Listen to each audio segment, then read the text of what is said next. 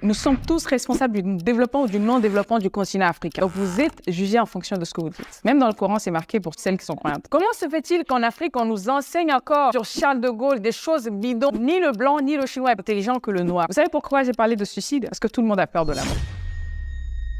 Savoir vous exprimer vous rendra riche. Vous savez qu'il y a des personnes qui m'ont proposé de rentrer en politique dans mon pays juste parce que je m'exprime. C'est fou. Je ne connais rien en politique. C'est fou à quel point vous pouvez être flatté, mais surtout vous pouvez impressionner les gens quand vous avez l'art de communiquer. La deuxième chose, c'est que quand vous avez le verbe facile, comme on le dit, ça renforce également votre confiance en vous. C'est-à-dire que même si Barack Obama était là, vous serez très facilement, vous pouvez facilement avoir une conversation avec la personne. Vous pouvez parler devant n'importe qui. Et ça augmente le charisme, mais surtout le degré de confiance en vous. Et la troisième chose, c'est le leadership. Qui a besoin ou envie de suivre un leader qui dit « je ne sais pas ce qu'on va faire demain, mais on verra ». On a tous besoin d'un leader qui nous dit « mais tu peux y arriver ». Il va falloir qu'on atteigne ce sommet parce que nous sommes destinés à y être. Nous sommes destinés à réussir cela. S'ils ont pu le faire, pourquoi pas nous? Ça, c'est le leadership. C'est-à-dire que dès que vous ouvrez la bouche, les gens ont envie d'aller avec vous. Les gens ont envie de vous suivre. Mais si vous n'avez pas l'art de communiquer efficacement, vous ne pouvez pas convaincre les gens à vous suivre. C'est très compliqué. Et la dernière chose, c'est simplement le partage d'idées et d'inspiration. Comment voulez-vous transmettre votre idée, votre inspiration, votre envie de changer votre pays, votre continent, votre groupe, en fait, votre envie de vous exprimer. Parfois, les incohérences dans un pays où je dirais même l'injustice, si vous n'avez pas les mots, en fait, pour accompagner avec. Je ne sais pas si vous vous imaginez, mais c'est très frustrant de vouloir parler, de se rebeller contre quelque chose, mais on n'a pas les mots pour désigner la chose. Je vous assure que c'est l'une des plus grandes frustrations qui puisse exister. C'est-à-dire que j'ai envie de parler moi aussi, mais j'ai rien à dire. Mon histoire, vous voulez connaître mon histoire? Je suis venue en France quand j'avais entre 10 et 11 ans. Quand je suis venue en France, j'étais en Guinée-Conakry. Et malheureusement, j'ai été confrontée à une réalité qui est vraiment le changement de culture, le changement de langue. Bien évidemment que là où j'étais scolarisée dans une école française, mais l'accent reste toujours le même, c'était lourd. Vous voyez ce que je veux dire? Et quand j'arrive, j'étais au collège. Le premier problème auquel j'étais confrontée, c'était les moqueries à l'école. J'ai été extrêmement moquée. Je ne sais pas s'il y en a parmi vous qui ont déjà subi les harcèlements scolaires. C'est terrible, je vous assure. Et parfois, par peur de ne pas être moquée, je préférais me taire. Et quand je sortais dans les récréations, je me mettais quelque part dans un coin de la cour de l'école. Et j'ai vécu comme ça pendant très longtemps. Chose qui a beaucoup développé ma solitude. C'est-à-dire que je suis le genre de personne, je suis très sociable. Je suis intro et extravertie en même temps. Je suis très sociable et je suis aussi parfois très réservée. J'ai eu ça en fait de mon école. Je me rappelle un jour une petite anecdote que ma mère m'a finalement avouée récemment. Elle me dit qu'un jour, parce que j'en avais marre des moqueries à l'école. Et je l'ai appelée, je dis maman, moi j'en ai marre, je veux retourner en Guinée. J'en avais tellement marre en fait d'être moquée que je lui ai dit que je voulais retourner en Guinée. Et là ma mère elle me dit mais pourquoi tu veux retourner? Je dis j'ai même pas de camarades de classe. Dans les récréations, je suis tout le temps seule. Je suis dans mon coin. Parfois, pour ne pas croiser leurs regards, leurs moqueries, je me range en fait dans les toilettes pour aller manger en fait les gamelles que j'amenais à l'école. Et finalement, j'ai expliqué ça à ma mère. Elle m'a dit au téléphone, non, t'inquiète pas, ça va aller. C'est rien, tu vas t'habituer. Ma mère, elle m'avoue finalement. Et ça, c'était lors de ma première prise de parole en public. Elle me dit finalement, elle dit, tu sais, le jour où tu m'as appelé quand tu étais au collège, je dis oui.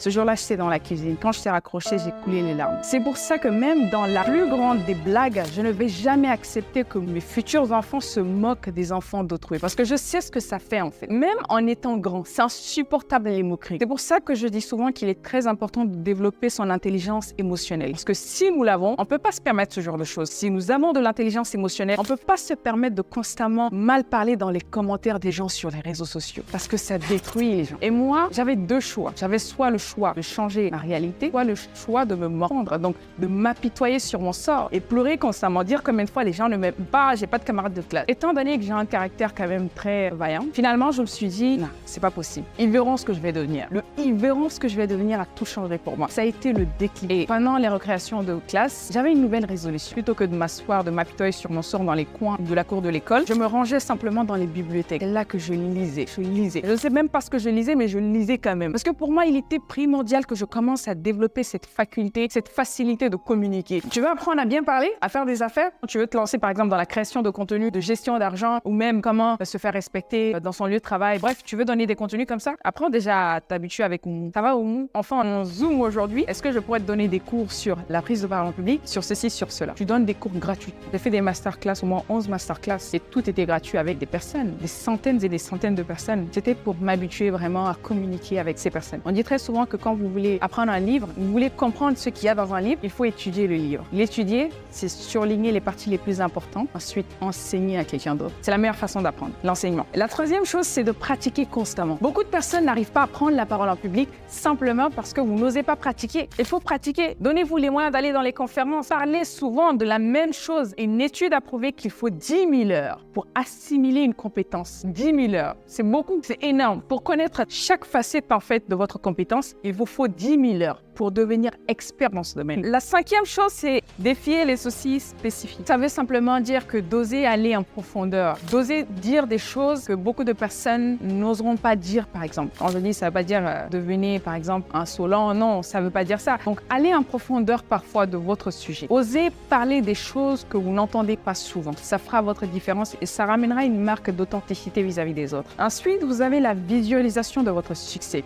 À chaque fois que je monte sur scène, que ce soit devant 2 personnes ou devant 1000 ou 4000 personnes, je me visualise déjà en train de réussir. La visualisation a un impact énorme sur votre cerveau. C'est comme du déjà vu d'après les anglophones. Donc, le déjà vu, en fait, c'est ce que vous allez reproduire. C'est fou comment le cerveau peut être en notre faveur parfois. Donc, utilisez votre cerveau et visualisez-vous en train de réussir en fait sur scène. Je n'aurais jamais cru qu'un jour, je m'arrêterais devant quelqu'un pour parler de poésie. C'est la dernière des choses à quoi je m'intéressais. Mais l'art de la prise de parole, parce que les poésies vont vous donner les mots, les vrais mots. Pas les mots d'Instagram, mais les mots qui vous permettront en fait de défoncer la porte. Qu'on se dise, mais qui est celle-là ou qui est celui-ci? Il a un langage très rare. Et ça, c'est rare de nos jours. J'ai entendu dire qu'à l'époque des anciens empires, les gens ils avaient beaucoup plus de langage soutenu. Maintenant, j'ai l'impression que c'est beaucoup plus familier. Et lorsque vous prenez la parole en public, que vous ouvrez la bouche, vous parlez, vous essayez de placer un petit peu sa phrase, histoire de prêcher un petit peu, vous verrez en fait que ça vous donnera de la classe. Et ça vous donne du respect quand vous ouvrez la bouche. On dit très souvent qu'on sait déjà qui vous êtes à partir du moment où vous décidez d'ouvrir la bouche.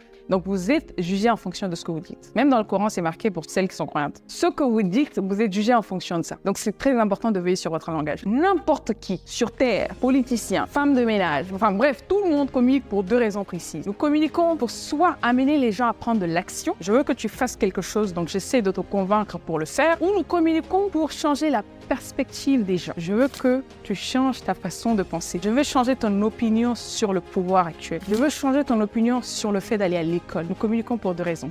Soit je t'amène à prendre de l'action, ou je t'amène à changer ta vision des choses, ta perspective, ok? L'art de convaincre, c'est d'enlever d'une personne d'un point A et l'amener vers un point B. Donc, le point A, c'est ce que pensait la personne avant de vous écouter. Et le point B, c'est ce que va penser la personne après vous avoir écouté. C'est comme ça qu'on arrive à influencer. Donc, rassurez-vous et puis soyez honnête avec les gens. C'est très important parce que quand vous mentez, ça se voit toujours derrière. Mais soyez honnête avec les gens, mais rassurez-les. Montrez-leur qu'il leur faut ce que vous vendez. Si c'est pas ça, ils ne vivront pas sans vous. Tapez là où ça fait mal. Et pour faire ça, touchez les émotions. Vous savez pourquoi j'ai parlé de suicide? Parce que tout le monde a peur de la mort. Inconsciemment, tu te mets à la place de cette personne qui veut se suicider. Tout de suite, tu as dit non, je veux éviter. Pourtant, tu n'as même pas d'idée suicidaire, mais tu veux éviter la mort parce que c'est tapé sur la peur. Tu vois, c'est comme ça qu'on tape dans les émotions des gens. Je veux que tu imagines comment tu te sentiras une fois que tu auras pris ce cours. Comment le respect que ton mari va te donner, le regard qu'auront tes enfants sur toi, la fierté qu'ils vont ressentir. Se dire que maman, aujourd'hui, c'est une des femmes les plus confiantes qui existent. Et ça, c'est beau. Imagine l'impact que tu pourras avoir sur la gente masculine. Nous sommes tous responsables du développement ou du non-développement du continent africain. Et comment on peut faire aujourd'hui pour développer justement ce continent? La première chose que je vois comme une priorité absolue, c'est l'éducation. L'éducation de l'Afrique et des Africains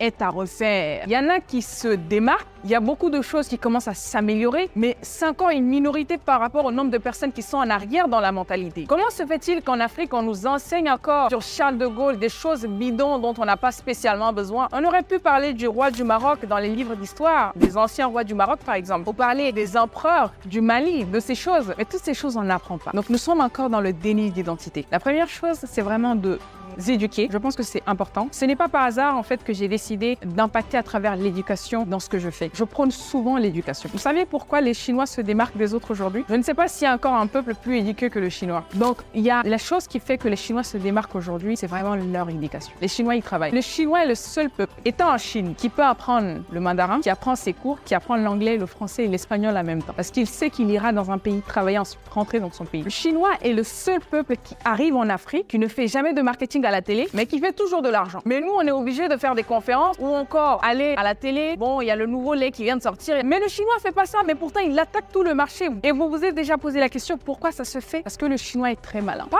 intelligent, c'est pas ce que je vais dire. Ni le blanc, ni le Chinois est intelligent que le noir. J'ai dit tout simplement qu'ils ont le sens des priorités. Et ça, c'est d'abord l'éducation. Ok? La seconde chose à faire, c'est que si vous voulez aller investir en Afrique, rassurez-vous d'y être vous-même. Erreur monumentale. J'ai donné mon argent à quelqu'un pour une histoire de terrain. Dès que cette personne a mangé mon argent, quand je lui ai demandé, vous savez ce qu'il a dit? Il y avait trop de moustiques chez lui. Il devait acheter les moustiquaires pour sa famille. Mis à part ça, ses enfants sont tombés malades. Il les a pris, il les a ramenés à l'hôpital. Il y en a un qui a failli avaler un congélateur. Bref, il m'a donné toutes les excuses pour justifier le fait qu'il ait pris autant d'argent et gaspillé. Mais je suis une personne très résiliente. J'ai quand même pu acheter des terrains, bien évidemment. Mais mis à part ça, je vous avoue que c'est très difficile de rester ici, de vouloir investir en Afrique. Je sais que ça part d'une bonne volonté d'apporter quelque chose au continent africain. Et je sais qu'il est de notre responsabilité à tous d'apporter en plus. Parce que si demain, au jour d'aujourd'hui, bon, ça va, les Libanais, mais il y a des Blancs, il y a des Chinois qui sont en train de remplir des pays comme la Guinée, la Côte d'Ivoire. Il viendra un jour où on n'aura même plus de place dans ces pays si ça continue comme ça. Ils n'auront droit à la parole en même temps que nous. Pourquoi? Parce que simplement, dans nos divers pays, il n'y a pas ce qu'on appelle, du moins, on n'applique pas cette loi de protectionnisme qui a pour but de protéger en fait les enfants de ce pays. Est-ce que vous pouvez aller en Chine aujourd'hui, ouvrir une boutique, commencer à faire comme vous voulez, enfermer les Chinois parce que vous êtes patron, vous avez de l'argent? Et ça se passe comme ça en Afrique maintenant. Il suffit de filer un billet au poste de police, ceci, cela, et ça marche comme ça. Et c'est écœurant. Et la solution que moi je trouve à cela, c'est premièrement de nous éduquer. Deuxièmement, quand on s'éduque, c'est de répandre le plus que possible l'éducation. Parce que je vois beaucoup de personnes qui disent, oui, les Chinois investissent, les autres investissent, ils font de l'argent, pourquoi pas nous? Ils ont commencé très bas dans l'éducation, les choses très très basiques. Donc il va falloir qu'on donne. Vous qui avez des compétences peut-être en marketing, en art oratoire, en développement personnel, commencez à transmettre déjà. Vous n'êtes pas obligé d'être sur les réseaux sociaux. À partir de l'instant, vous pouvez commencer, je sais pas moi, à donner à quelqu'un à côté, à donner en fait à votre école, machin, histoire d'enseigner déjà. Engagez-vous en fait dans des causes qui vont impacter positivement l'Afrique. Je vous assure que j'ai pour projet moi de rentrer, mais vous vous rendez compte que c'est pas évident d'aller. Et on peut pas aller en Afrique sans forcément avoir une bonne base d'ancrage. Et mis à part ça, c'est que si vous voulez investir en Afrique, allez vous-même. Ne donnez jamais votre argent. Ça ne fonctionne pas. Même si c'est votre maman, je suis désolée de dire ça, même si c'est votre maman, on ne donne pas l'argent. On y va soi-même, on investit. Si vous voulez vous associer à elle, il n'y a pas de souci. Mais on y va soi-même. On n'est jamais mieux servi que par soi-même. Parfois, votre maman a la volonté de bien faire les choses. Et les gens qui mangent notre argent, c'est pas des personnes spécialement mauvaises, mais c'est des personnes qui n'ont pas la maîtrise. Ils lui donnent ton argent, ils la jettent par la fenêtre. Qu'est-ce que tu vas dire? Absolument pas grand-chose. Je vais vous donner une petite anecdote. Quand je suis allée en Afrique, un tonton qui me disait oui, tu peux me donner de l'argent, tu viens de l'Afrique. Je disais ah, tonton, moi je suis venu vers toi là pour que tu me donnes mon argent de poche. C'est-à-dire que je savais déjà son idée, je savais ce qu'il allait venir me dire. Finalement, il a tait. Il a tué en fait ce qu'il a voulu dire. C'est la même technique que j'applique à beaucoup de personnes en fait. Les gens pensent que nous sommes riches, ceci, cela. Et si vous allez en Afrique, vous pouvez donner. Moi, je suis pour le partage, pour les dons. Mais priorisez-vous, priorisez votre projet. Parce que si vous ne réussissez pas, c'est les mêmes personnes qui diront qu'elle a passé au moins 15 ans en Europe, qu'est-ce qu'elle a pu faire? Rien, pas grand-chose. Elle est née là-bas, malgré les opportunités, elle a pu rien faire. Vous voyez ce que je veux dire? Et ça, c'est pas vrai. Mais sachez, encore une fois, nous sommes les jeunes d'Afrique. Et aujourd'hui, notre président guinéen, c'est un jeune qui a grandi ici. Bon, pas grandi ici, mais il est venu faire l'armée. Bref, il s'est intégré. Ensuite, il est parti. Pour vous dire que vous pouvez être né ici. La plupart de nos footballeurs aussi viennent de la France, sont nés ici. Et ne vous mettez pas de limites ou de croyances limitantes. Allez déjà vous habituer. Commencez, ce que je vous conseillerais, c'est d'aller par exemple au Sénégal une fois, faites un voyage. Regardez un petit peu, essayez de vous familiariser. N'y allez pas dans le but d'investir. Allez d'abord en prenant des contacts, regardez comment ça se passe, analysez, étudiez le terrain. Ensuite, repérez les opportunités, revenez, préparez-vous et partez. Allez en Afrique, vraiment